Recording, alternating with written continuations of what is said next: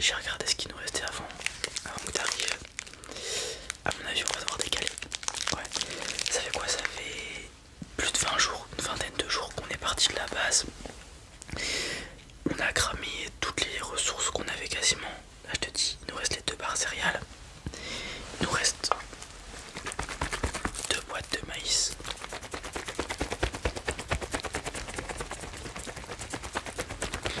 C'est des boîtes de maïs assez grosses, mais le maïs, c'est pas ce qu'il y a le plus calorique, le truc qui rend le plus d'énergie, malheureusement. Bon, après, ce qui est bien, c'est que ça peut se manger froid.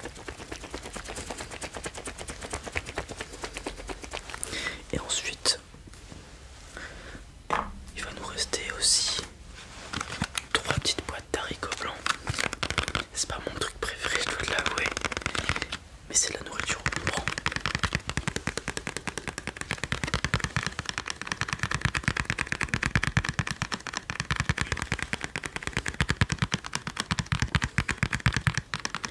Et ensuite, il nous reste du non alimentaire, comme le café. Alors, ça peut être intéressant le café si on doit bouger pour se donner un coup de boost, etc. Pour nous maintenir éveillés. Mais hormis ça, je vois pas l'utilité.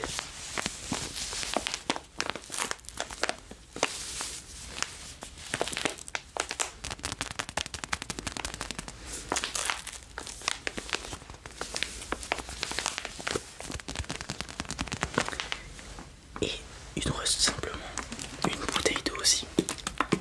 Bon, après l'eau, je pense pas que ce soit le plus compliqué à trouver. Il y a quelques sources d'eau potable dans le coin. Mais il ne me reste qu'une bouteille. Après, il me reste bien évidemment le téléphone que j'ai amené. Mais comme depuis le début, il n'y a plus de batterie. Il faudrait qu'on trouve, je sais pas, une batterie externe qui a encore de la batterie. Une prise qui a encore du jus. À mon avis, c'est pas possible. Je sais pas comment on pourra le recharger, mais je le garde. On sait jamais. Ça pèse pas grand chose.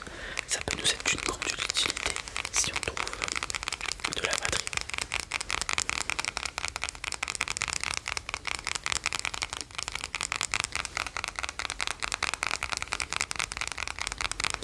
Et ensuite, il va me rester ça. Bon, je l'ai pris, je sais pas pourquoi, mais cette espèce de petit grelot, de petit maracas. Alors je me suis dit, je le garderai.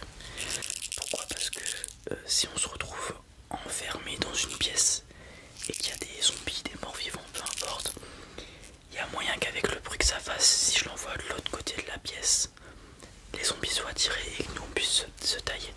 Parce que 1v1 contre un zombie, avec ce qu'on a, on fait rien, je pense. Donc il faut jouer stratégique.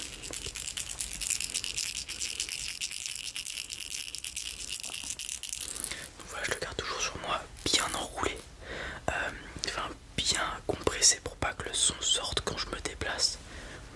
Et voilà. Et bien évidemment, j'ai ma petite carte avec tous les trucs un peu aux alentours.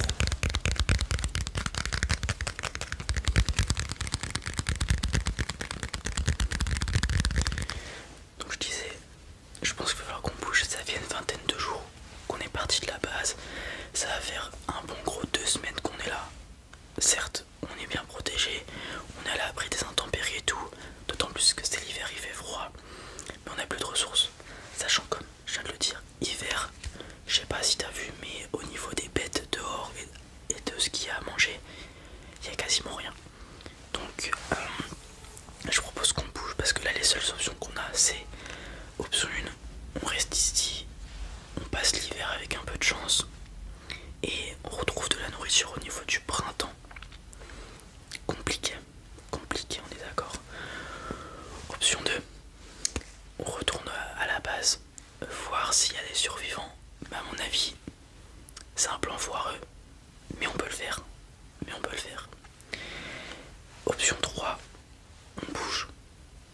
On va quelque part. J'ai des points sur la carte. Si je regarde, il y a du supermarché que j'avais repéré il y a quelques mois qui est pas très loin. Mais à mon avis, il n'y a plus de ressources dedans. Il n'y a plus rien. Après, c'est potentiellement un abri un peu plus sûr avec potentiellement potentiellement des gens à l'intérieur, les centres commerciaux. Parfois il y a des gens. Il y a d'autres petits villages, petites maisons que j'avais repérées, mais bon, niveau ressources, il n'y aura rien. Il y a une grotte, j'avais une grotte ici. Les grottes, c'est pas mal. C'est pas mal les grottes, mais bon, même principe, on n'aura pas de nourriture. Donc là, il faut vraiment qu'on se déplace à un endroit où il y a de la nourriture. Ou alors j'ai option 4. Je t'en avais pas parlé quand on était parti parce que je pensais que ça aurait pu, comment dire, plus nous déranger qu'autre chose cette information. Quand j'étais à la base, il y avait une radio, ok, et en la trifouillant, j'ai réussi à tomber sur un signal en boucle, qui tournait en boucle, qui indiquait des coordonnées, ok, et des coordonnées ainsi que les informations liées à ces coordonnées. Et de ce que ce signal radio émettait, il y aurait une base à une centaine de kilomètres d'ici. C'est pour ça que je ne l'ai pas dit avant, parce qu'une centaine de kilomètres à faire dans l'état où on était et dans l'urgence on a dû partir, valait mieux se mettre à l'abri que direct faire un voyage long. C'est pour ça que je ne l'ai pas dit. Il y aurait une base d'une vingtaine de personnes, de ce que disait le signal au moment où je l'ai reçu, qui est vraiment en autarcie. C'est-à-dire qu'ils arrivent à subvenir avec leurs propres ressources continuellement. Là où on avait un peu plus de mal dans la note, tu te souviens, on devait faire des explorations, etc. Eux, à l'inverse, sont en autarcie, donc ils ont réussi à apparemment avoir une serre pour produire des légumes, même l'hiver ou je ne sais quoi. Enfin, ils arrivent à être en autarcie. Et selon leur dire, les zombies, les morts vivants, peuvent pas atteindre leur base parce qu'elle est sur un espace surélevé que les zombies peuvent pas atteindre. Donc ça, c'est notre quatrième option. Pour être franc avec toi, au vu des conditions dans lesquelles on est, de toutes les infos qu'on a, je pense que c'est notre meilleure option pour survivre. Alors certes, ça fait une vingtaine de jours que j'ai pas eu accès à la radio. Le signal tournait en boucle, donc ça se trouve c'était juste un signal qui continue à tourner malgré le fait que la base soit anéantie, je ne sais pas. Peut-être qu'il n'y aura rien à cet endroit là, mais moi j'y crois. Je l'ai mis sur la carte. Une centaine de kilomètres, 127 pour être plus précis, à faire avec les ressources qui nous restent, avec les conditions hivernales qui sont, ma foi, quand même clémentes, mais bon, les zombies qu'on peut trouver en route, les humains qu'on peut trouver en route, plein de choses qui peuvent se passer.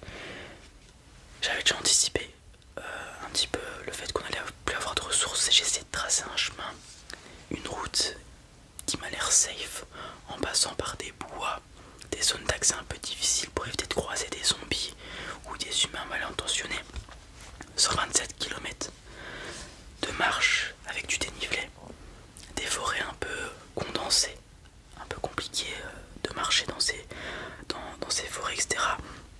Mais c'est notre seule option. Donc moi ce que je te propose, on part demain matin, dès l'aube, on marche, on s'arrête pas. On se repose s'il faut, mais pour moi c'est pas le plan. Et on fait 627 km sans dormir. Moi je te propose ça. Comment on fait ça? Comme on est ici, on a la possibilité de faire chauffer des choses. On s'enquille tous les haricots blancs. Ce soir, on les enquille tous. Ok.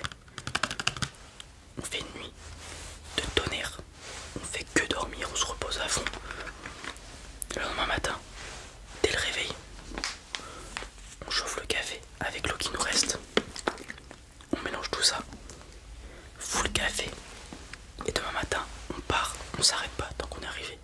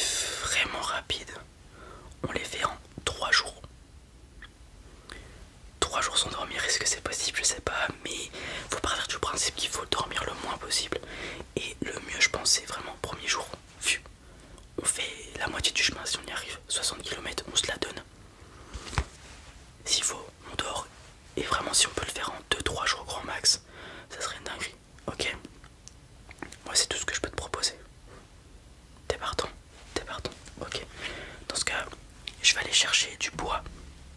Pour le feu, il faut continuer à ravitailler pour ce soir, pour qu'on puisse faire les haricots blancs et les cafés demain matin. Et demain matin, on trace. On trace. Ok, je vais chercher le bois. Tu bouges pas, tu fais attention. C'est parti.